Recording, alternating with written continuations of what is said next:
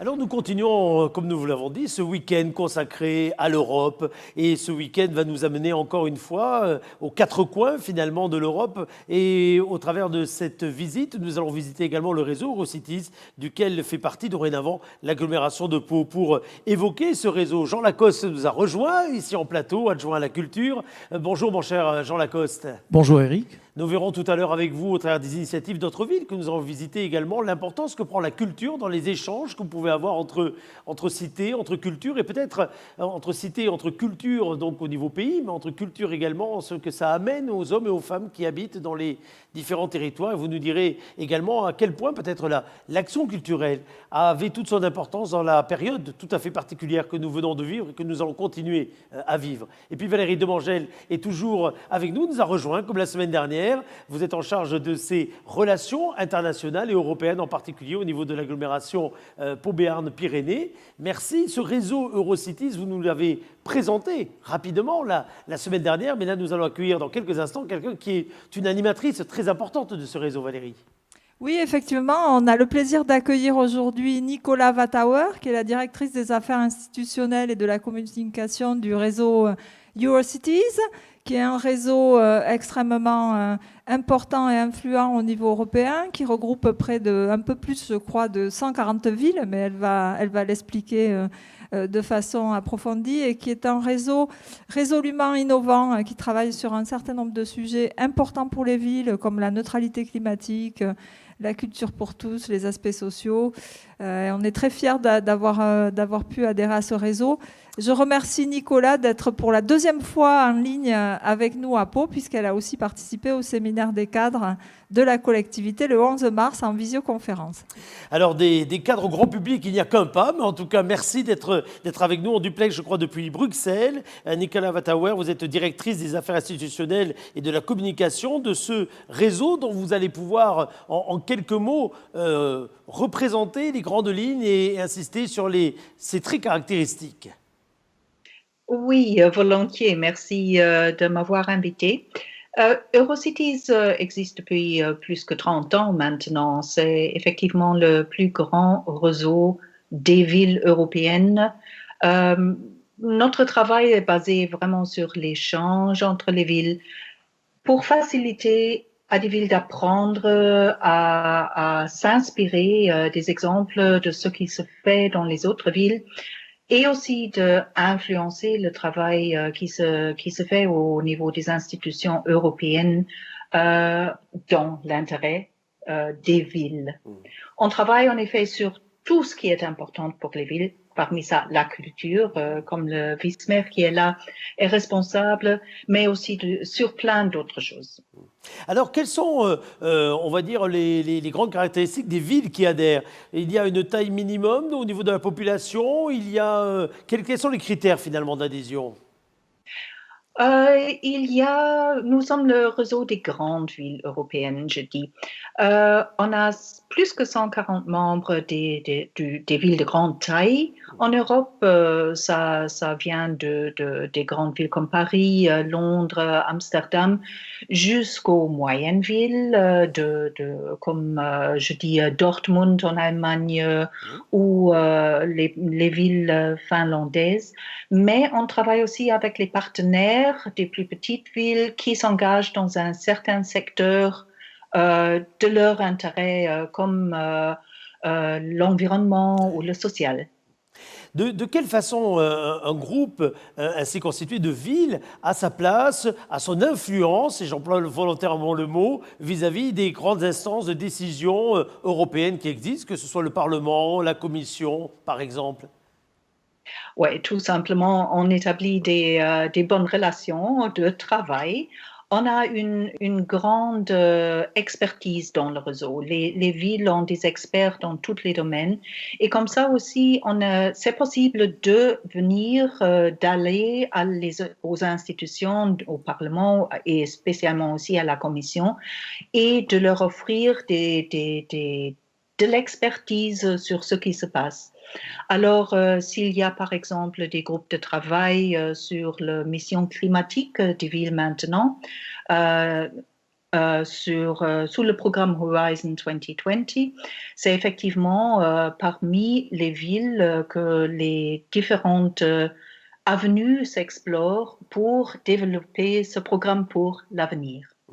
Est-ce que la période tout à fait particulière que nous venons de vivre, cette crise, et encore elle n'est pas derrière, hein, j'emploie le passé pour le déclenchement, mais malheureusement le futur n'est pas écrit, mais est-ce que cette période, quelque part, a été riche en échanges? On sent bien que tout le monde était quelque part dans l'inconnu pour savoir comment réagir face à cette situation inédite. Est-ce que les villes ont pu, entre elles, s'inspirer, regarder ce qui se passait ailleurs, travailler ensemble peut-être sur des solutions qui fonctionnaient à tel ou tel endroit?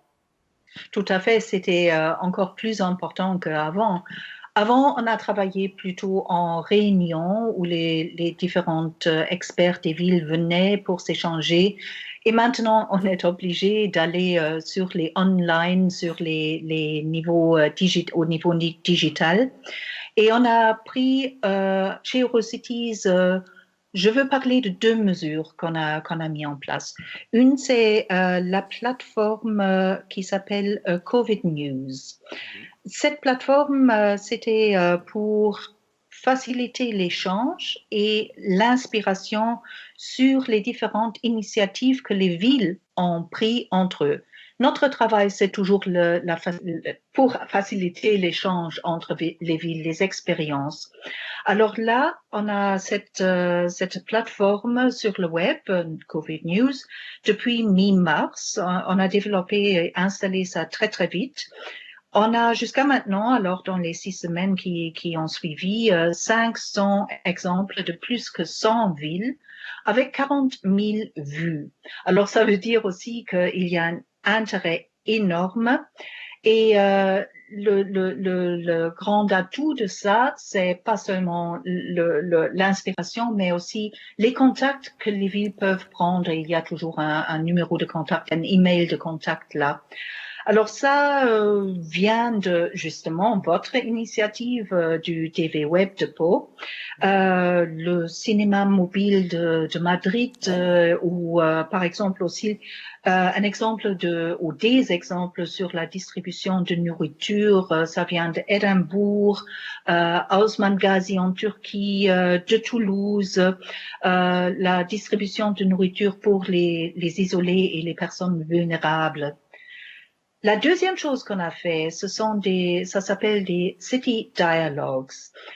Ça sont des dialogues directs entre les experts des villes. On organise ça en vidéoconférence sur l'impact du Covid que ça a eu dans les villes.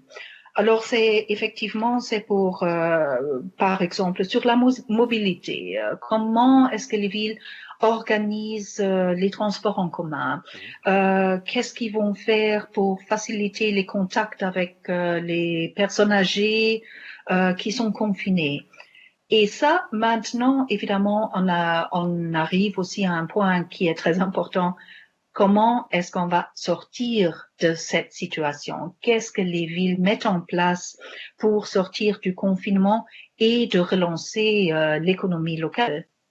Tout ça, ce sont des sujets où il y a un grand intérêt, évidemment, continuer à échanger entre les villes membres d'Eurocities. Demain, on a un City Dialogue sur l'impact socio-économique du Covid. Et la semaine prochaine, c'est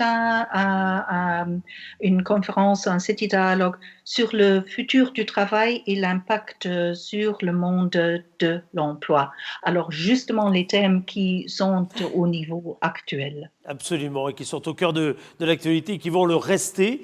Chez nous en France, question supplémentaire, chez nous en France, cette crise a montré l'importance qu'avait la taille d'une ville, le rôle d'une ville dans la prise de décision personnelle par rapport à la réponse au Covid-19.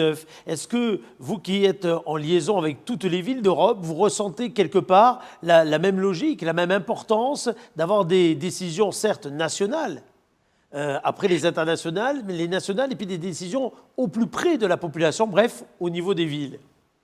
Je pense que ça dépend vraiment d'un pays à l'autre. Il y a des grandes différences dans comment les pays ont géré ça. Mais au niveau local, c'était tout à fait la ville qui a dû gérer la situation.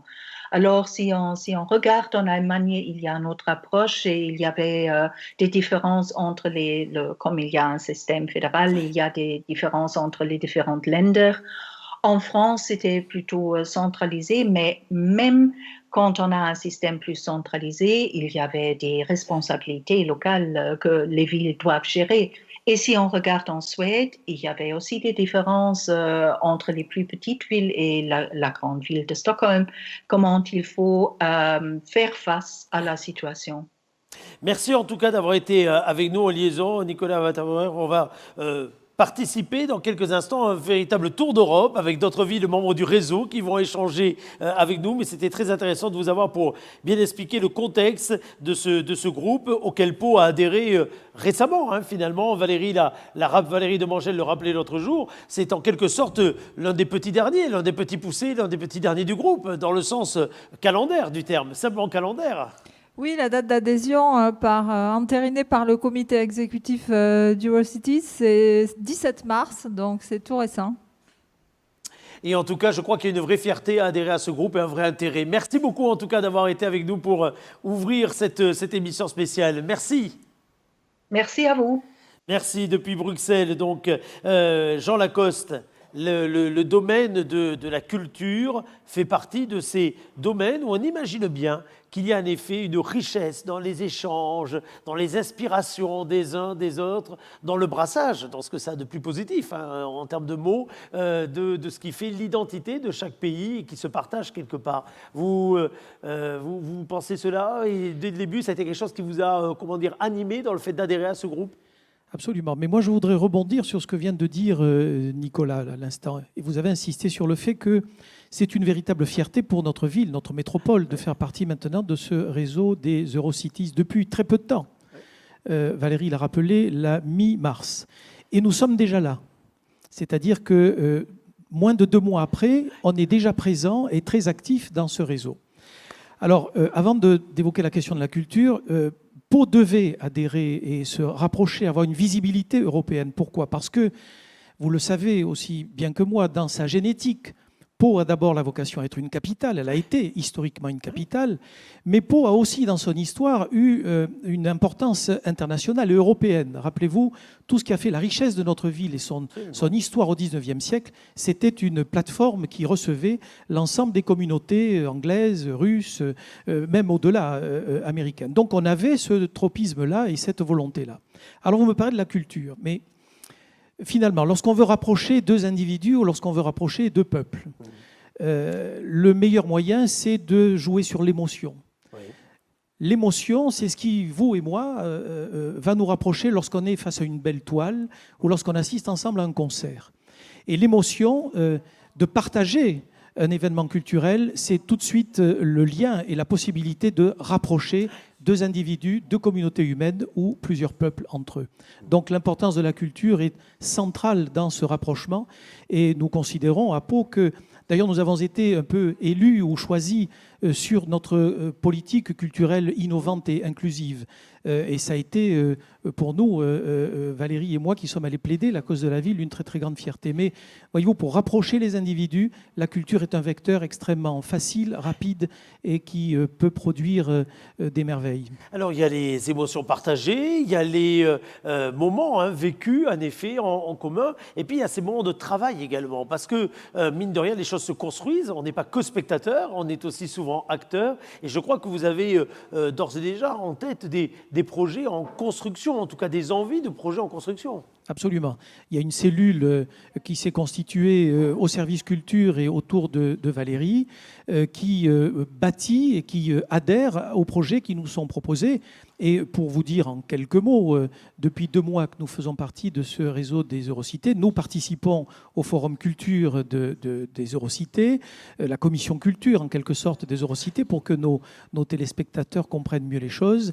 Et nous avons déjà démarré des projets avec un certain nombre de villes, des Eurocities. Par exemple, un projet autour de notre richesse patrimoniale, mais il y a d'autres projets qui sont dans les tuyaux. Les Caminos constitueront certainement, parce que nous sommes là dans une politique innovante et en tête de pont, un véritable moyen de rapprocher la ville de Pau avec d'autres cités européennes.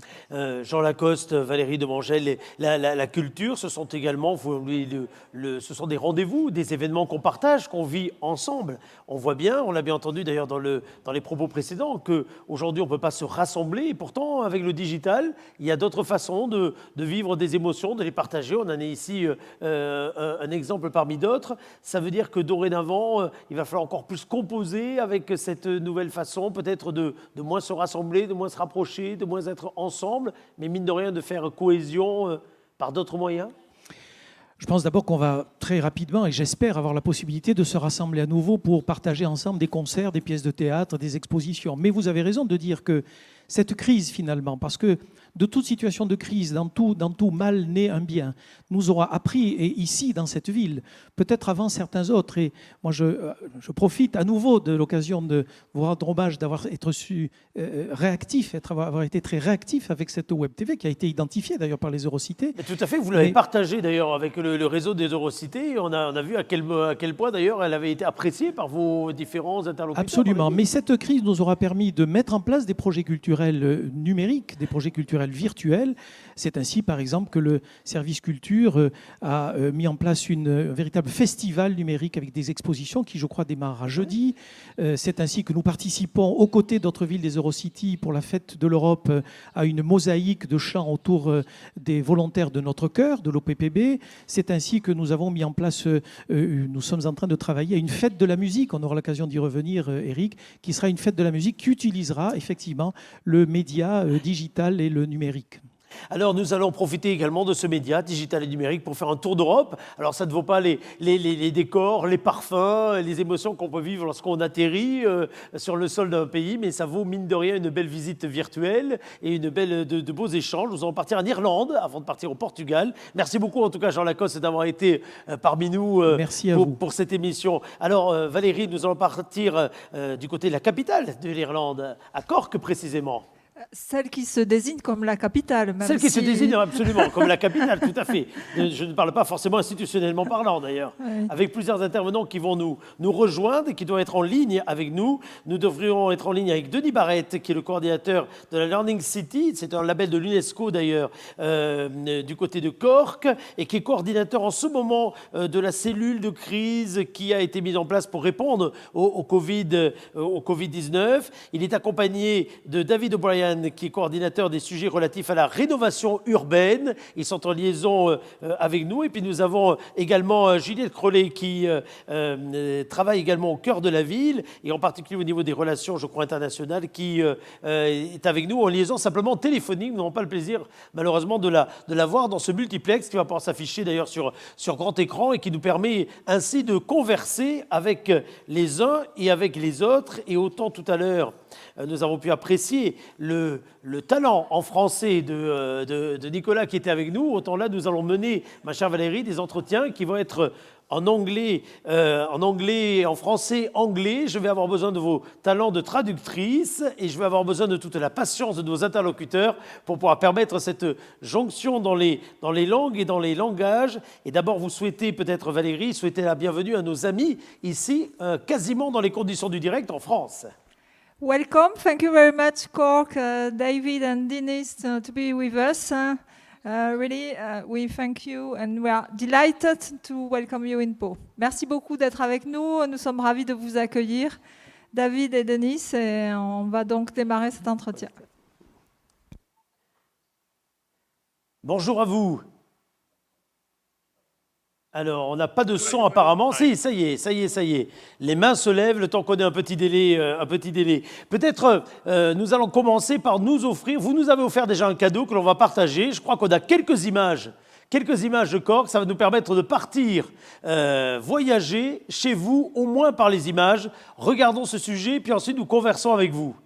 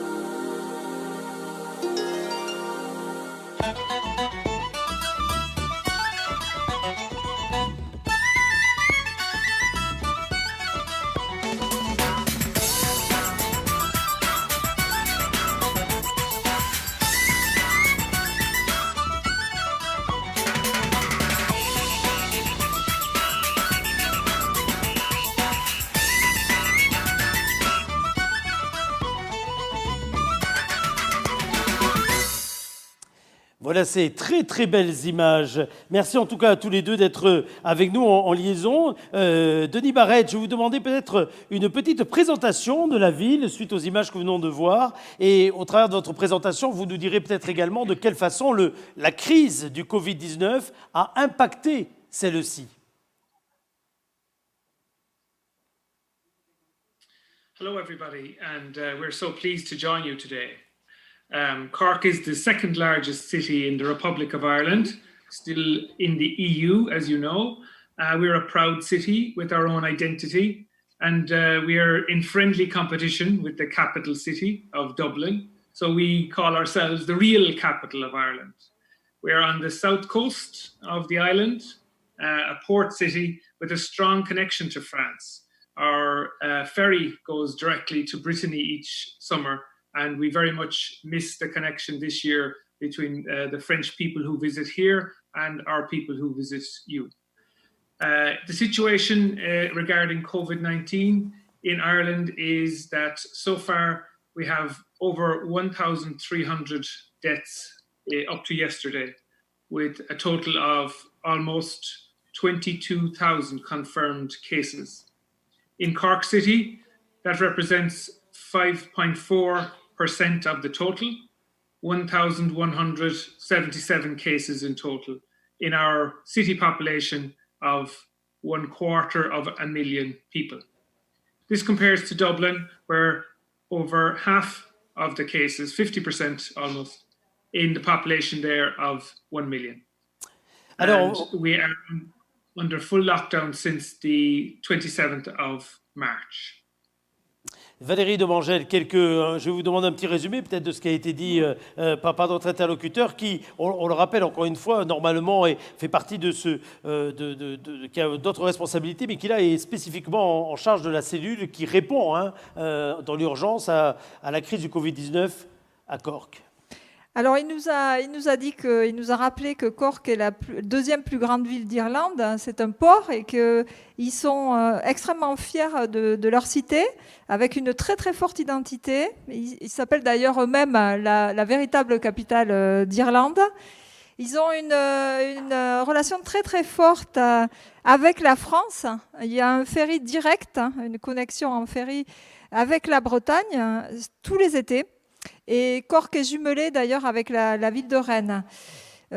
Pour ce qui concerne la situation du Covid-19, en Irlande, il y a eu 1339 morts jusqu'à hier, 22 000 cas confirmés.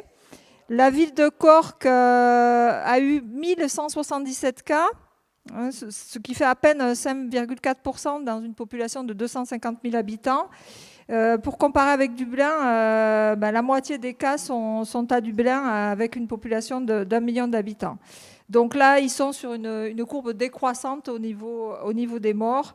Et donc, ils sont sous confinement strict jusqu'au 27 mars. David O'Brien, très concrètement, est-ce que vous pouvez nous parler de quelques initiatives économiques ou sociales qui ont été mises en place au niveau de la ville, très rapidement, en réaction d'ailleurs avec cette crise? Hi everybody, glad to be here. I suppose in Cork City Council, we have an interagency emergency response committee where a lot of stakeholders, the police, the health and voluntary emergency service for a city level are all involved. And for a community level response, there was a forum. And what we actually did was we divided the city into 16 regions. So we have 16 area response teams. We have the unique situation in Cork that our city boundaries have been expanded since June of last year. So this whole process has had the benefit of having a bonding for all of us where we have additional contacts with people. So some of the initiatives that we have undertaken in relation to supporting communities during this crisis, we started off by establishing a generic email address, which is community@corkcity.ie for communications with the public. We created a master list from all our community contacts, including resident associations, community associations, local community bodies and voluntary groups. And we have in Ireland a body called the Public Participation Network, which has part of a connection from communities into the political process. So basically we used all of the networks that were at our disposal, both governmental and non-governmental organizations and interagency groups. And what our aim was to channel information and communicate with citizens of the city with the onset of the COVID outbreak. Our very first message included information on current public health guidelines and a reassurance to our citizens that we were still open for business and available and contactable and would be going forward, which is a promise that we have always kept up. We invited volunteers to come forward to support what is locally called a Meals on Wheels service, which is providing meals to people who are isolated or alone. A local friendly call service where people who are alone or who may not have family networks are contacted regularly by volunteers who build up a rapport with them and try and combat any kind of isolation. So you can arrange to have regular calls with Friendly Call, and the volunteer connections with people have made sure that lines of communication are always kept open. So we targeted our messaging, breaking down the national community responses into a more manageable, targeted message so as not to overload communities and not to cause extra anxiety to people. Over the course of the few weeks, we have redeployed many of our key members of our team. I'm one of 4 who anchor an office where previously there were possibly 24 or 5 people, many of them now who are working in various elements of the response. They're working in the Health Service Executive, which is our health authority, community departments, linking with voluntary agencies, and again, going back to those 16 original teams, there is input at all levels from various people on those teams. The whole process has worked very well. As I say, we have developed local area teams, which comprise of city council, community staff, again, health service people, community wardens, whom we have in our communities here, community Gardaí, which are our police, and more local active groups who have the local knowledge to allow us to determine the area-based needs, because all of the 16 areas, even though they are within city boundaries, all have slightly different needs. Obviously, we have established video conferencing, and regularly our teams meet once a week to catch up and to link in to try and alleviate any problems that come up. In terms of sporting and cultural areas, the interesting thing is that one of the key players in the communities were the sporting groups, who very quickly rallied around and were the vehicles by which people were given meals and because of lockdown situations, pharmaceutical supplies, trips to shops, all those kind of things. So it has very much brought out the community aspect of the whole process. Merci David O'Brien. Alors, on a bien entendu et on a bien compris, mais il va falloir également votre traduction, ma chère Valérie, qu'il y avait des aides sur mesure, qu'il y avait des actions très concrètes qui avaient été faites pour des publics, y compris parmi les plus démunis, les livraisons de repas ou autres qui ont été évoquées. Et puis cette logique d'avoir une information sur les bonnes pratiques qui a été finalement assez vite délivrée. Mais je vous laisse peut-être rentrer dans le détail d'un ensemble de dispositifs, en tout cas très concrets, on le sent, qui ont été mis en place de façon très pragmatique. C'est quelque part le maître mot. Oui, tout à fait. En fait, Cork a réuni immédiatement une cellule de crise avec effectivement un certain nombre d'instances et de départements qui ont participé à cette cellule d'urgence, la police, la santé. Ils ont aussi très vite souhaité mobiliser des volontaires. Alors, ils ont choisi, comme vous le disiez, Eric, une organisation très pragmatique en divisant l'agglomération en 16 quartiers, en 16 districts, de façon à pouvoir avoir une réponse sur mesure dans ces districts. Donc, les bénévoles se sont manifestés par rapport à ces districts. Ils ont créé une adresse mail générique pour qu'on puisse entrer en relation avec eux. L'objectif étant, bien évidemment, surtout pour les personnes seules, de pouvoir garder un lien et les faire prendre contact rapidement pour répondre à leurs demandes. Ils ont aussi édité sur le site une liste avec l'ensemble des contacts utiles. Et puis, ils ont aussi repris la cartographie des associations, des associations de quartier, des bénévoles pour pouvoir coordonner cet ensemble d'acteurs de façon extrêmement efficace. Donc, à l'heure actuelle, effectivement, ils ont diffusé des messages aussi sur tout ce qui était protocole sanitaire pour rassurer aussi énormément les citoyens de la ville. David nous disait qu'il souhaitait attirer l'attention sur l'implication des bénévoles. C'est vrai que c'est extrêmement important. L'appel au calme aussi et à la sérénité. Et il nous précise que le process fonctionne très bien avec des instances très impliquées et une coordination de l'ensemble des acteurs toutes les semaines. Alors, on va parler maintenant de déconfinement et des reprises de l'activité. Messieurs, nous, c'est quelque chose qui nous intéresse au plus haut point parce que dans quelques heures à peine, les élèves chez nous vont reprendre le chemin de l'école. Vous allez nous dire peut-être, Denis Barrette, de quelle façon vous vous êtes organisés. Que se passe-t-il au niveau des écoles? Est-ce que ça rouvre? Est-ce que ça rouvre pas de votre côté? Et puis, on va se poser ensuite une deuxième série de questions pour l'assouplissement du confinement, qui ne se dit pas comme ça, je crois, chez vous. Mais on va commencer par les écoles, parce que chez nous, c'est un sujet brûlant. Est-ce que chez vous, les élèves, les étudiants, les tout-petits, les plus grands, vont retrouver le chemin de l'école? Thank you. Yes, since the schools closed in March the 13th, all the classes are now online and students are accessing all their schoolwork every day on various devices. The plan is to reopen in September or October if COVID-19 is under control by then.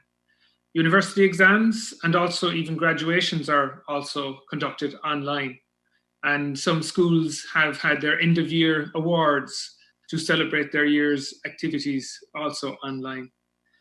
The big challenge is for the final year second level state exam, which is still being planned to start on July 29th, but the government is yet to finalize the details of this.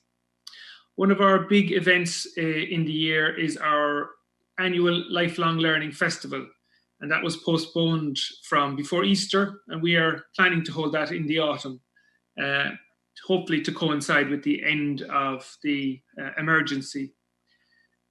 During this pandemic, we have a national online well-being campaign, all to do with a person's mental health and physical health, and a range of activities, including arts and creativity, connecting with each other, learning, and sport are all being conducted online, with a focus on older people who are isolating, but also on our youth.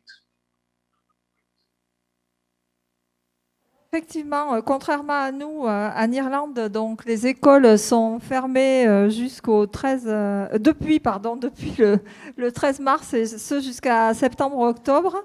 Donc évidemment, ils ont pris des mesures, les Britanniques et en général les pays du Nord sont très en avance sur tout ce qui est digital learning. Ils ont pris des mesures pour pouvoir travailler en ligne, y compris pour les examens, qui sont maintenus mais en ligne. À l'heure actuelle, ils attendent des consignes de l'État pour pouvoir finaliser les examens qui devraient démarrer le 29 juillet, avec les modalités donc en cours de définition.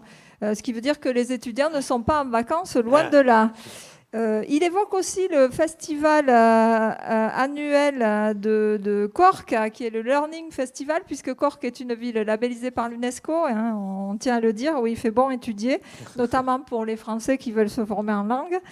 Et ils l'ont reporté, justement, c'était prévu à Pâques, à l'automne. Denis évoque aussi cette campagne très intéressante nationale de communication autour du bien-être de l'ensemble de la population, à la fois mentale et physique. Donc avec une promotion de l'art, de la créativité, de l'apprentissage, et tout ça en se connectant aussi.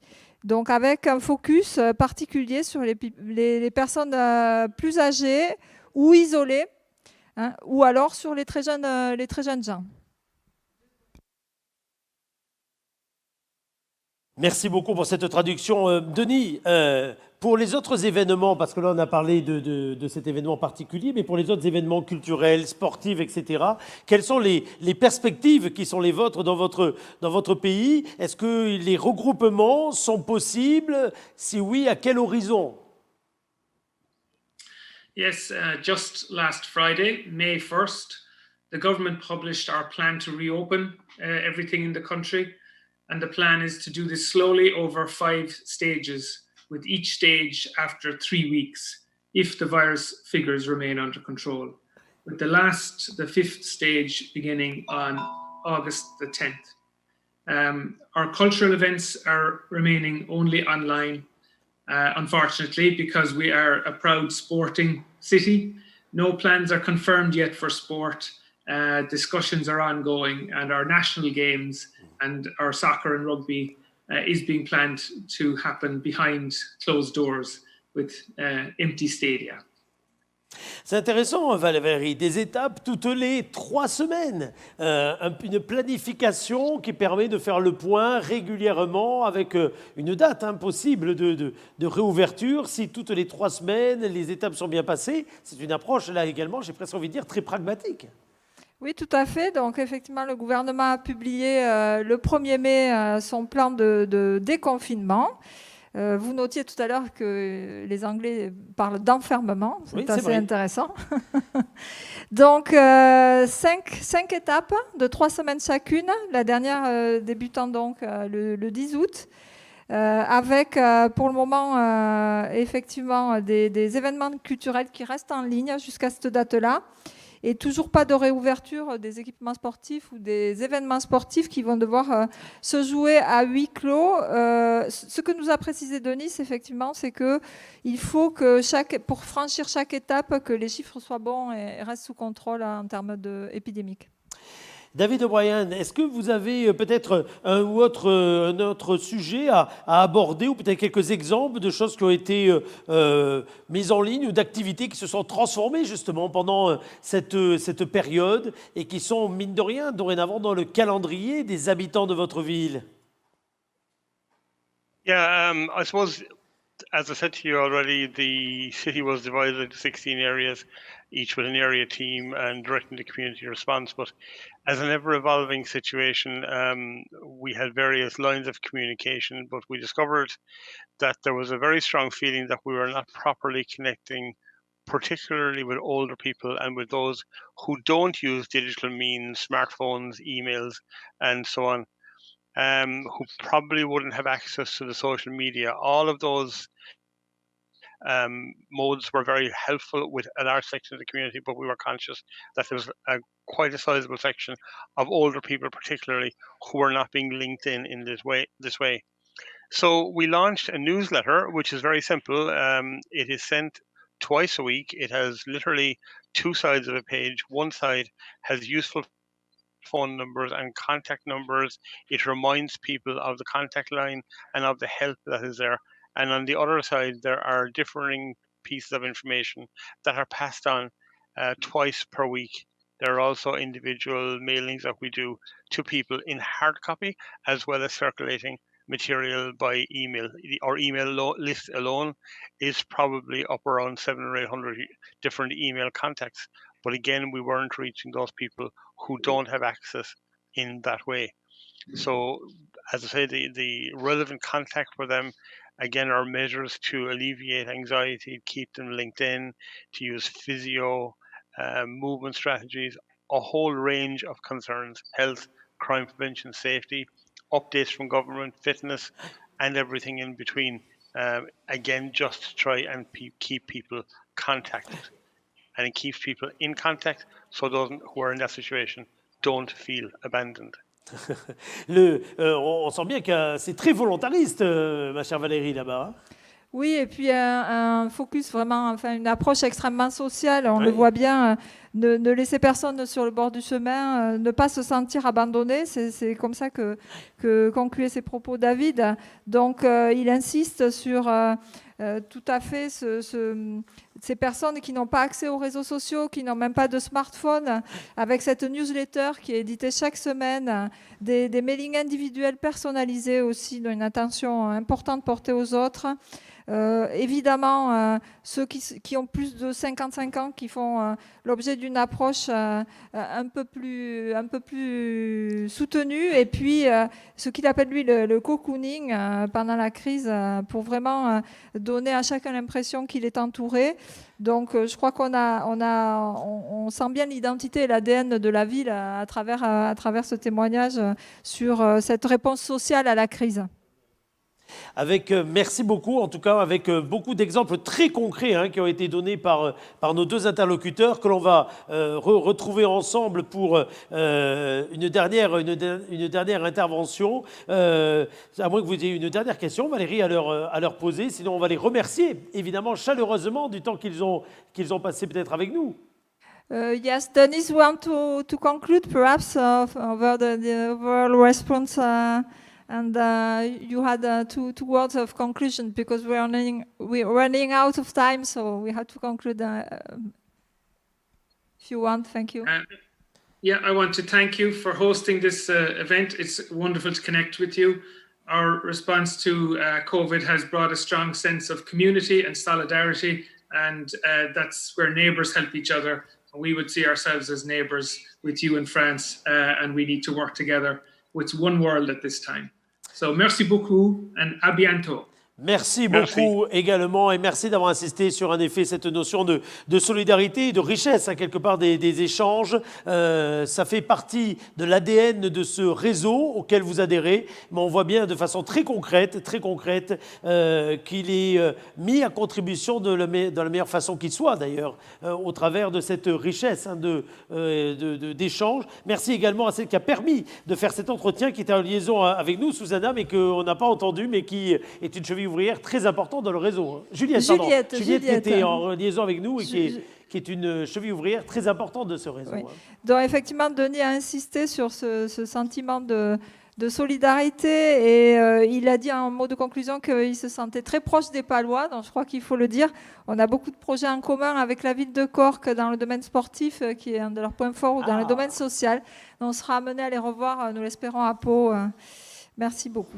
Merci beaucoup. Alors, j'ai fourché presque involontairement dans les prénoms, mais la parole est allée plus vite que l'esprit, puisque maintenant c'est Susanna qui va prendre la relève. Susanna Ulrich, c'est la directrice des affaires internationales de la ville de Setúbal au Portugal. Donc nous allons passer de l'Irlande au Portugal. Nous étions à Bruxelles tout à l'heure. Nous continuons donc notre visite de ces capitales européennes qui font partie de ce réseau. Peut-être quelques images d'abord à partager ensemble, quelques images venant du Portugal qui vont nous faire chaud au cœur. Voici la ville de Setúbal. Regardez.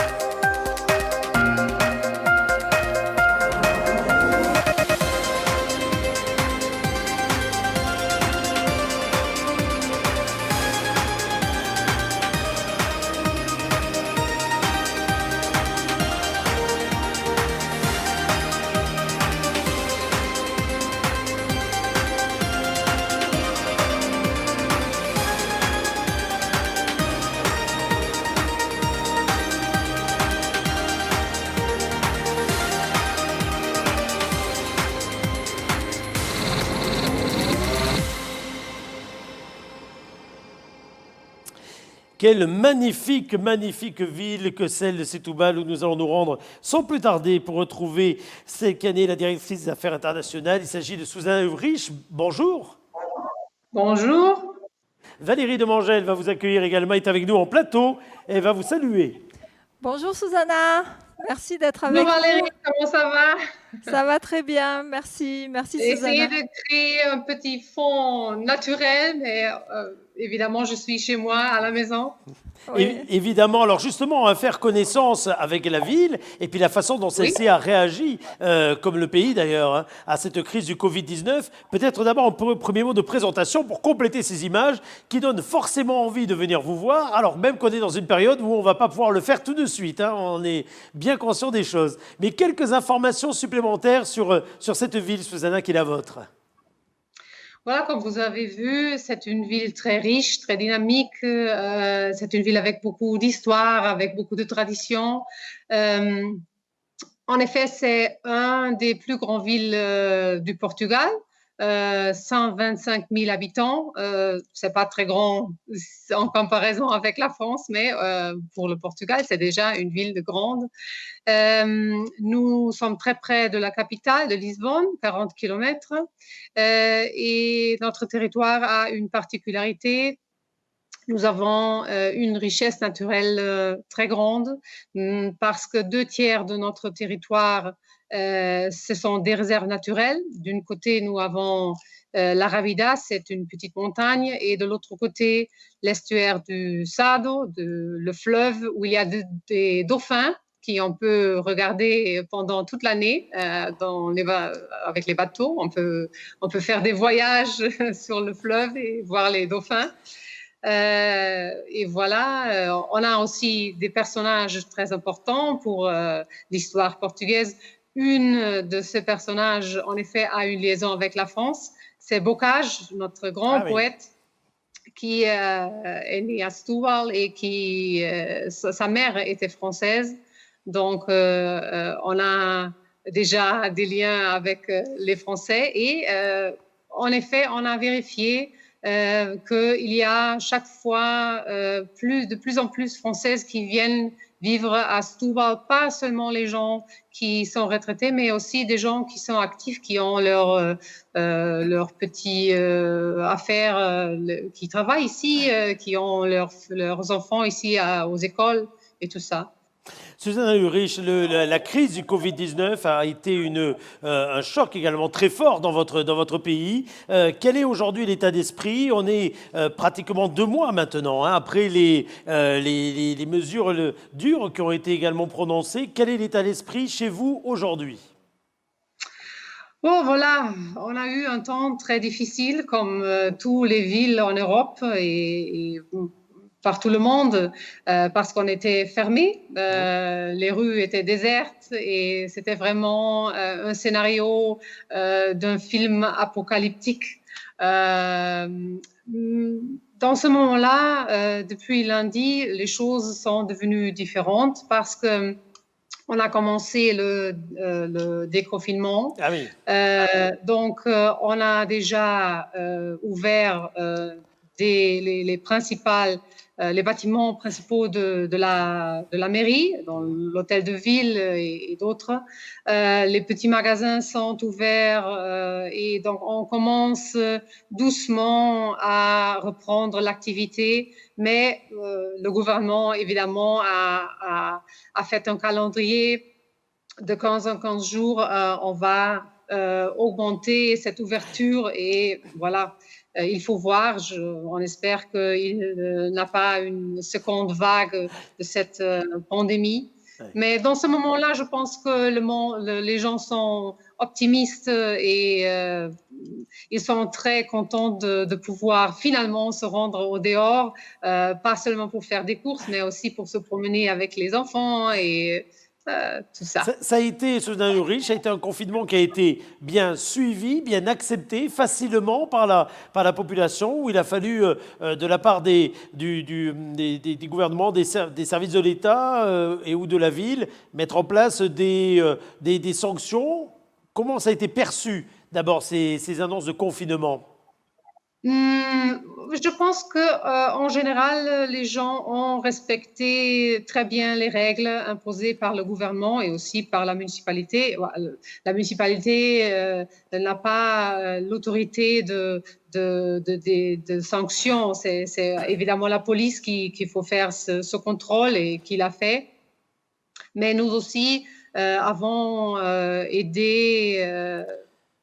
On a fait une communication très forte avec la population pour garantir que les règles soient respectées et que les gens restent à la maison. Donc, oui, c'est ça qu'on a fait. Et je pense que les gens ont respecté ces règles d'une façon très volontaire et agréable, et on n'a pas eu des grands problèmes ici à Setúbal. Vous avez mis en place également, je crois, des actions, notamment vis-à-vis des publics les plus fragiles, entre guillemets, ou ceux qui sont peut-être dans ces moments-là, les plus en difficulté. Oui, comme toutes les villes, nous avons des gens, des groupes vulnérables, des personnes âgées, et on a créé des lignes de soutien, on a créé des groupes de volontaires qui aident ces personnes, et on a aussi fait des projets que... Plus tard, je peux vous parler de ce projet pour entretenir les gens et pour donner une attention spéciale à ces groupes vulnérables. Avec peut-être quelques exemples que vous pouvez nous donner, puisqu'on est aujourd'hui dans le cadre de ces coopérations et de ces écoutes entre les villes, qui regardent ce que chacune fait, quelques initiatives. Je vous laisse en choisir peut-être 2 ou 3 parmi tout un catalogue d'initiatives que vous avez mis en place au niveau du Covid. Je vous en prie. Oui, peut-être une chose très intéressante, c'était une initiative qui s'appelle Solidarité entre lignes. On a chaque année un événement qui s'appelle les Marches de Setúbal. Et c'est un défilé des groupes culturels dans des costumes, et cette année, malheureusement, on ne peut pas le faire. Et les couturières qui font normalement ces costumes se sont disponibilisées pour faire... voilà, vous avez là des images. On a quelques images que vous nous avez fait passer, absolument, de quelques-uns des projets. C'était pour le commerce, donc on a créé une plateforme pour montrer aux gens où ils peuvent acheter des choses. Ça, ce sont les poupées qu'on a créées. Poupées contre Covid, c'est un ensemble d'illustrations aux thèmes divers pour sensibiliser les résidents. C'est très bien fait, en tout cas. Conseils pratiques, tout ça. Ça, c'est une chose très importante. Donc, on a toujours, chaque jour, publié les données de l'autorité de santé locale sur les cas enregistrés dans la ville. Et ça sert surtout pour éviter les rumeurs, les fausses informations qui se trouvent très facilement dans les réseaux sociaux aujourd'hui. Donc, c'était très important. Là, c'était un autre projet qui s'appelle les Zéros contre Covid. Ce sont des témoignages des protagonistes, des femmes et des hommes qui sont à la pointe de la lutte contre la pandémie et qui ont parlé de leur expérience, de leur travail, des difficultés, donc qui ont montré les images, comment tout ça se déroule dans ce moment à Setúbal. Après ça, c'était une autre initiative, le mot de l'ambassadeur. On a un groupe de gens, de personnes qui contribuent à la diffusion du bon nom de Setúbal, et on leur a demandé aux plus connus de laisser quelques mots de réconfort, de parler de leurs souvenirs d'histoire de Setúbal. Ça, c'était Setúbal à la maison avec l'art. C'était pour soutenir les artistes locaux. On a demandé aux artistes de chanter de leur balcon, de faire des transmissions live online. Et c'était aussi un divertissement pour les gens. Ça, c'était le projet que je vous ai parlé avant. C'est cette solidarité entre lignes. Donc, ce sont les couturiers qui ont commencé à faire des masques et des équipements de protection parce que, comme je vous ai dit, c'était pas possible de faire Eh oui. le défilé qui a été prévu en juin. Et ces femmes, dans ce moment-là, ils sont 63 femmes qui font ces masques et ces équipements de protection pour les professionnels de santé. Un projet très intéressant qui a aussi été montré à la télévision portugaise. Et ça, c'est voilà, on a créé un website avec un résumé des lignes d'assistance accordées par le gouvernement. Et notre bureau d'appui aux entrepreneurs a aussi fait à comble le fossé avec les associations professionnelles locales afin qu'elles puissent être traitées de manière appropriée pendant cette phase d'activité en déclin, parce que comme vous pouvez imaginer, il y a beaucoup de problèmes et beaucoup de préjudices C'est clair, dans le commerce local. économique, bien sûr. Et ça, c'est le chef du jour. C'était un projet pour dynamiser la gastronomie qui présente des recettes faites pour les chefs des restaurants. Chaque professionnel enregistre sa recette à la maison et on la diffuse chaque jour. Et là, vous pouvez vous pouvez essayer de le faire à la maison. Ah ben ça donne envie, ça donne envie, je vous confirme.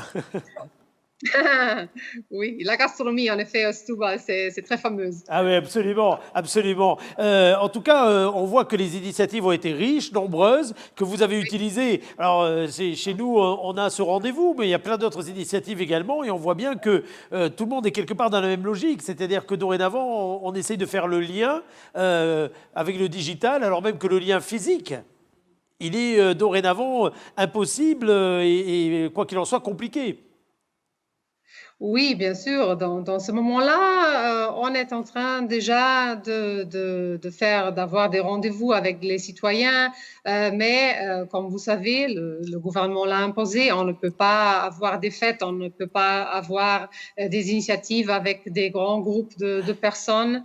Vous savez jusqu'à quand, d'ailleurs, Susanna Ulrich, vous savez jusqu'à quand? En tout cas, c'est interdit, les grands rassemblements chez vous? Oui, c'est toujours interdit. Oui, c'est encore pas possible de réunir.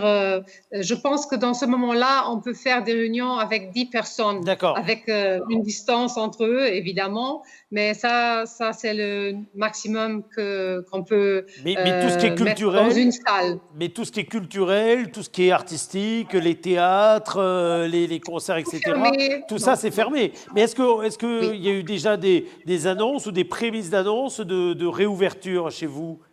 Ou c'est beaucoup trop tôt? Il faut attendre. Dans ce moment-là, on espère que le plus tard, en septembre, on peut reprendre toutes ces activités. On va essayer de le faire peut-être un peu plus vite, mais on ne sait pas. Ça dépend évidemment du développement de cette crise.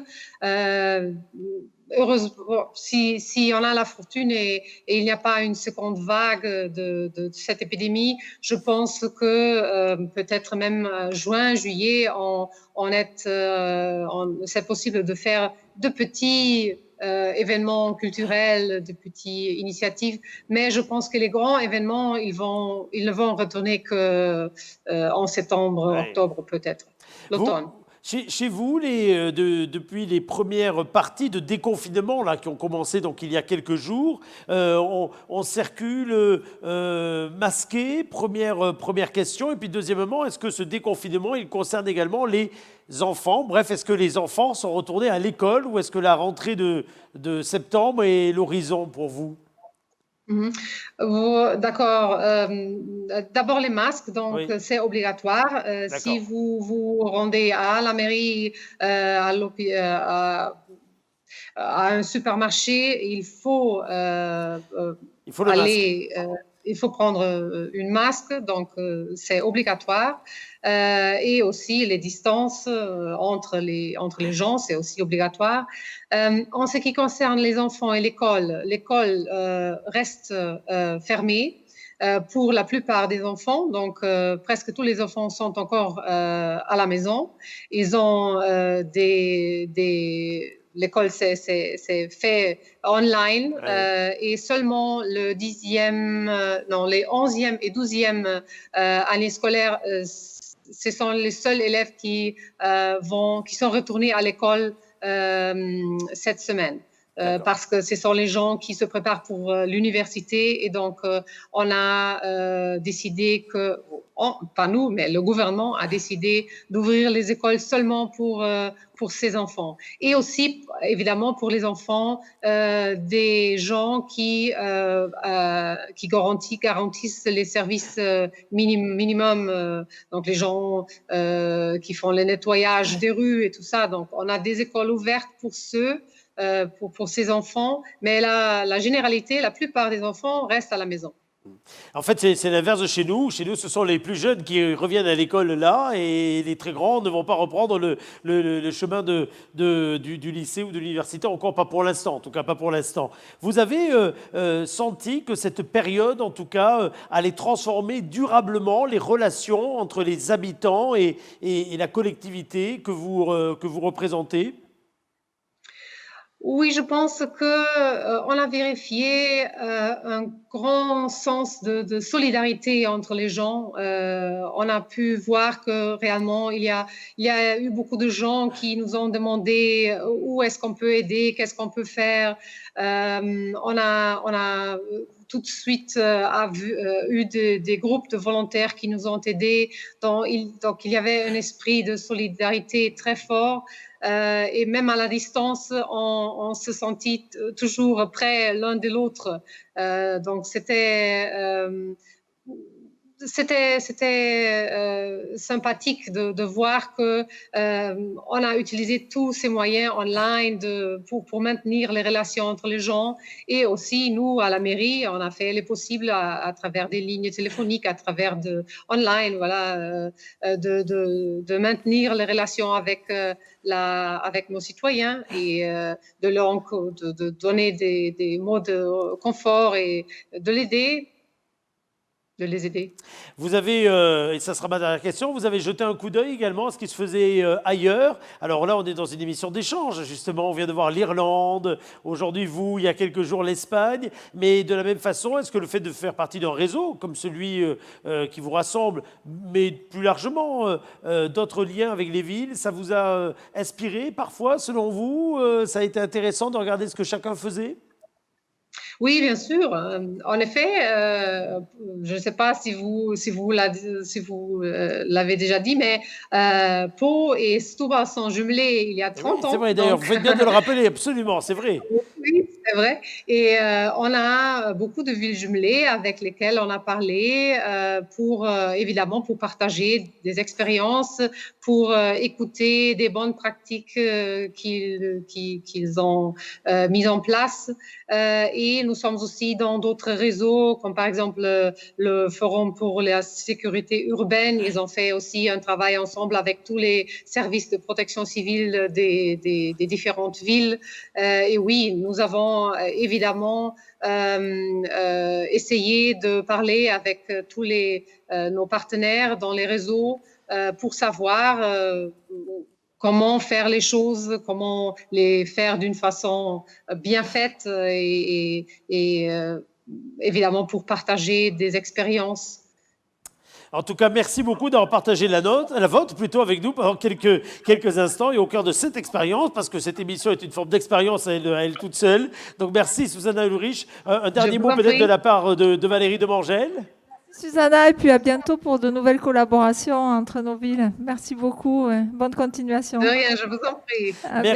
Merci beaucoup. Eh bien, merci, ma chère Valérie, de nous avoir proposé ce tour de quelques capitales supplémentaires. On ne va pas s'en arrêter là, parce qu'il y a encore d'autres villes, etc., à visiter. Et la période que nous entamons maintenant, qui est certes une période assez différente, finalement, à vivre que celle du confinement, on voit bien que tout le monde a les yeux tournés vers le déconfinement, quelle que soit la façon dont on l'appelle, en tout cas une nouvelle étape, hein, quelque part, mais on sent bien que pour chacun, on l'aborde également et des façons assez différentes, même si dans les points communs que l'on entend bien, c'est pas de grands rassemblements, pas de grands moments culturels, festifs, d'ici un long moment, et en tout cas d'ici le mois de septembre. Hein. Ça, c'est le fil rouge de chacun des témoignages qu'on a eu jusqu'à présent.